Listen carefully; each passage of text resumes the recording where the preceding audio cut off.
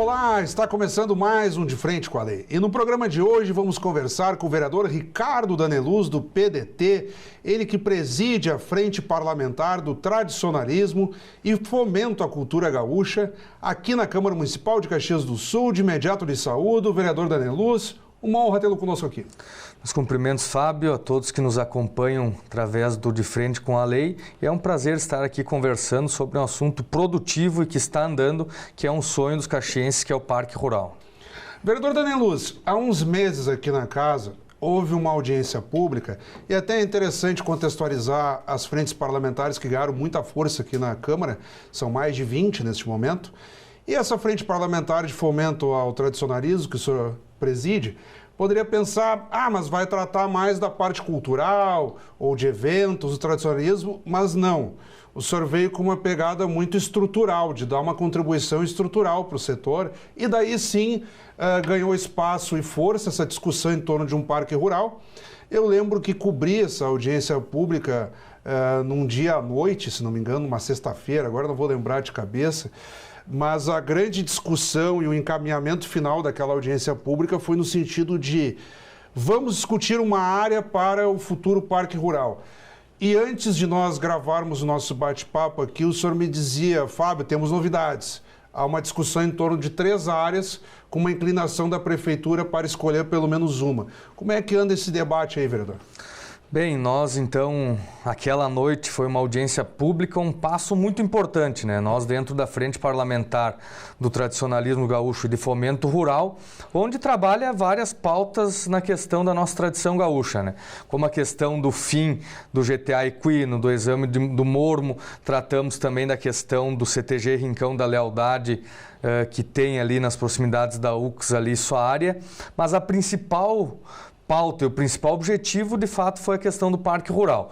Esse assunto ele é falado há décadas, se falava antigamente num parque de rodeios, depois, mais recentemente, se fala num parque rural. E nós, através dessa frente parlamentar, decidimos focar, então, nessa questão do parque rural. E aquela noite fizemos uma audiência pública, onde tiveram aqui várias pessoas que se interessam pelo assunto. E, a partir disso, então, ficou de se criar um grupo de trabalho, onde o Poder Executivo, nosso prefeito, nos chamou e criou, então, uma comissão para se tratar disso. Colocou por parte do Poder Executivo o secretário João Uez à frente, então, desse grupo, onde tem ali também Sindicato Rural, uma comissão de Vila Seca, que o Parque Rural está para ser naquela região de Vila Seca, enfim, pessoal do Cavalo Crioulo, da 25ª, do MTG, nós aqui da Câmara, para tratar junto com algumas secretarias dessa área, né? Não adianta a gente trabalhar no assunto sem ter uma área definida, né? Com essa área nós podemos ir atrás de projetos, atrás de emendas parlamentares, através de alguns recursos para viabilizar a construção. Então, a partir disso, foram feitas visitas e tem 3 áreas, então, que foram apontadas como possíveis áreas para o Parque Rural. Fizemos visitas a essas 3 áreas e agora ficou o prefeito de até o Natal, mais ou menos, de definir essa área para já no ano que vem poder começar a se trabalhar nessa área. Todas elas ficam em Vila Oliva? Vila Seca. Vila Seca. Todas elas ficam em Vila Seca. O senhor tem preferência por alguma? Tenho. Nós temos, então, primeiro dizer que a região de Vila Seca, ela tem a vocação, ela tem toda uma característica para receber um parque rural e por isso que está se apontando a área de Vila Seca. Ali é onde estão os maiores rebanhos de gado, de ovinos, a questão da agropecuária é muito forte, em um local que não é tão central à cidade. Então, se resolveu escolher Vila Seca, que também Caxias do Sul deve muito a Vila Seca. A água que abastece a cidade, a maioria vem de Vila Seca, onde se tem ali uma grande restrição de se trabalhar justamente por tudo ser bacia de captação.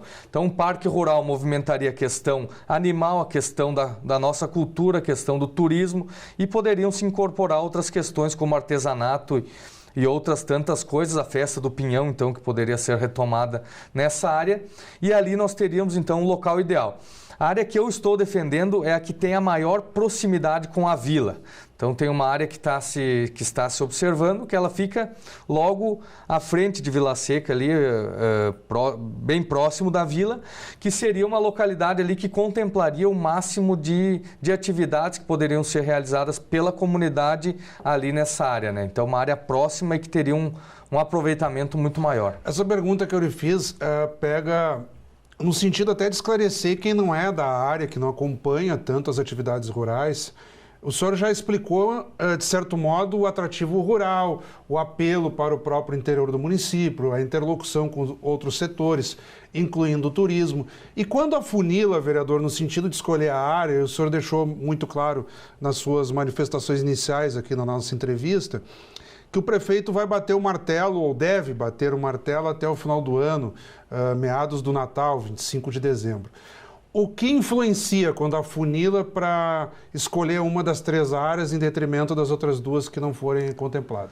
Olha, o que está organizado para acontecer é que essa comissão vai então apresentar as 3 áreas ao prefeito, vai colocar a característica de cada uma e aí nesse momento o prefeito provavelmente vai querer aí alguns dias para bater o martelo em uma das áreas, né? Então eu no caso vou argumentar de forma positiva a essa área, é óbvio que pode ser que seja uma das outras escolhidas, mas o importante é que seja escolhido e que se comece a trabalhar em cima desse assunto. E aí envolve o quê? O município vai ter que desapropriar a área escolhida, tem aquisições, porque daí envolve daqui a pouco ter que desafetar e ter autorização da própria Câmara de Vereadores.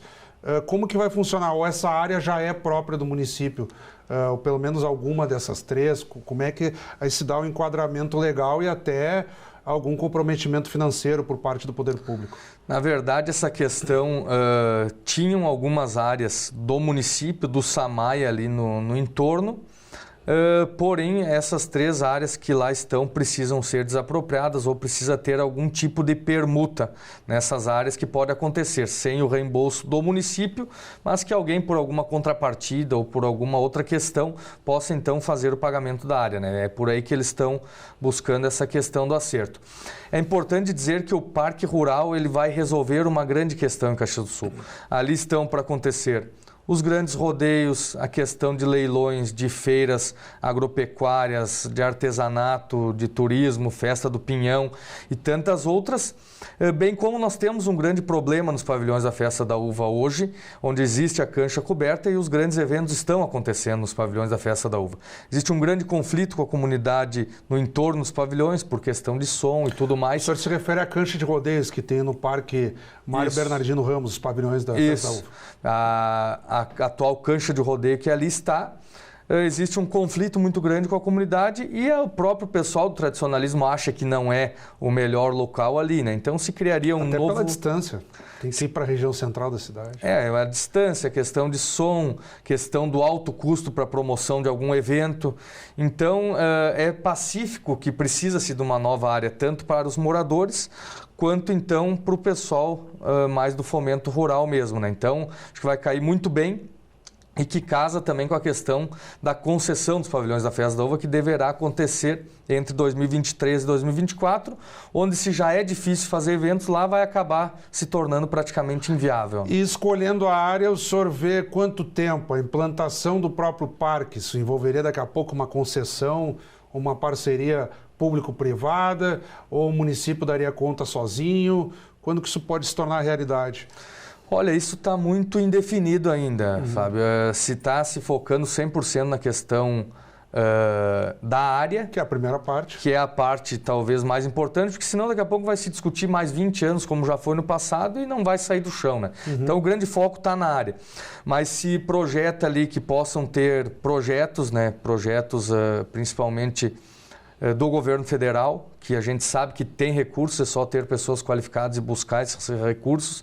Tem emendas parlamentares, tem questão de, daqui a pouco, entidades que poderiam ajudar, e eu cito como uma delas, Por exemplo, em Esteio, no parque lá onde acontece a Expo Inter, existe o pessoal do Cavalo Crioulo que investiu em estruturas e quando fazem lá os seus eventos aproveitam essas estruturas, né? Então, acho que aí é um passo à frente que vai ser dado, mas precisa ser muito bem conversado até para não criar algum problema logo ali na frente, né? E aí coloca Caxias, de fato, no mapa desses grandes eventos tradicionalistas, como o senhor cita a Expo Inter em Esteio, quer dizer, um evento mais do que histórico e tradicional do estado, do país, até da América Latina. Vem gente de todos os lugares expor lá, né?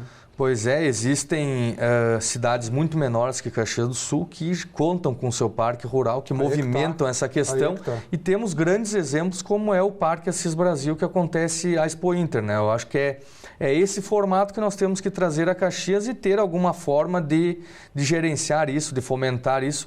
Muitos lugares colocam a cargo do sindicato rural, para que tome a frente depois na parte mais de administração do parque. E em Caxias está indefinido isso, mas eu penso que é um passo logo ali na frente que depois de ter a área vai se desenrolar da melhor forma. Bem, vereador, vamos continuar acompanhando esse debate, mas mudando um pouquinho de assunto, como o senhor deu uma prévia na sua primeira manifestação, a comissão não tratou só do parque, ela também se envolveu em algumas demandas, digamos, do cotidiano do produtor rural, e que houve alguns resultados, se eu não estou enganado. É que às vezes passa tanto tempo, nós acabamos confundindo um pouco as pautas deste ano com de anos anteriores. Sim. E o senhor vem há muito tempo nesse debate, eu venho ele acompanhando tanto pela frente parlamentar quanto pela Comissão de Agricultura. Mas, por exemplo, o senhor citou o GTA, que é uma norma muito difícil de explicar para quem não é da área, mas é um mecanismo de emissão de notas e que havia um problema, até por sinal de telefonia, na hora do produtor rural emitir uma nota quando ele vende um animal ou quando ele vai comprar um insumo, algo do tipo, e houve uma intervenção por parte da Câmara, inclusive com o trabalho do senhor, no sentido de agilizar esse processo de emissão de notas na rotina do produtor rural. Eu gostaria que o senhor também explicasse isso. Pois é, esse é um assunto da questão do GTA que ele parece muito simples, mas não é tão simples assim, né? Por exemplo, para quem vai em eventos, torneio de laço, rodeio, alguma coisa que não há venda do animal, né? Que é só para ir e voltar.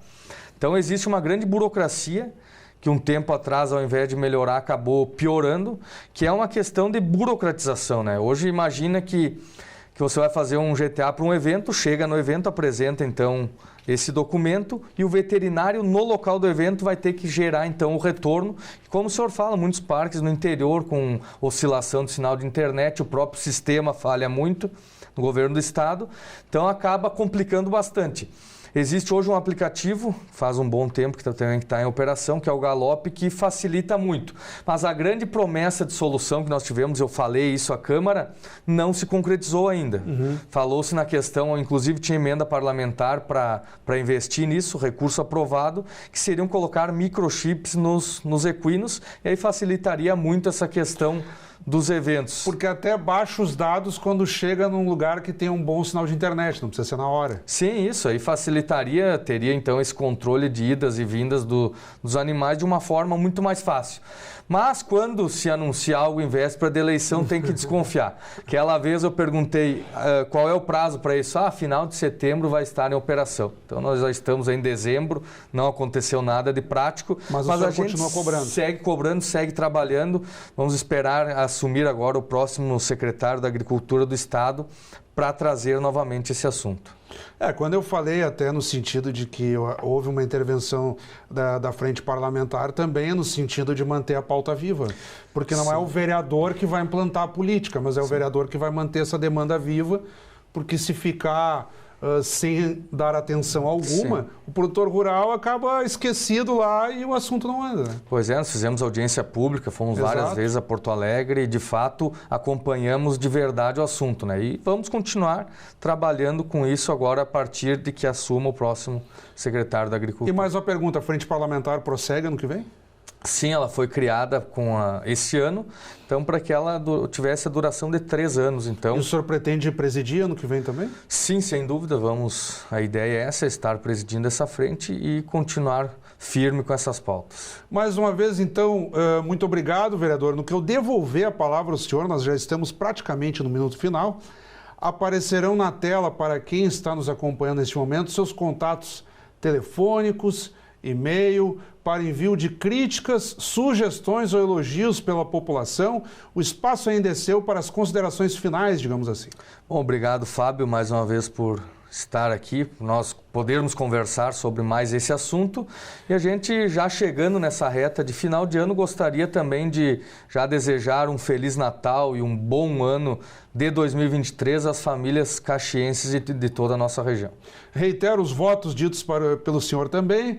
Feliz Natal, um ótimo 2023 à sua família e também a quem está nos acompanhando neste momento. Muito obrigado, vereador Daniel Luz. Como sempre, também convidamos a todos que continuem acompanhando a nossa programação. Até o nosso próximo encontro.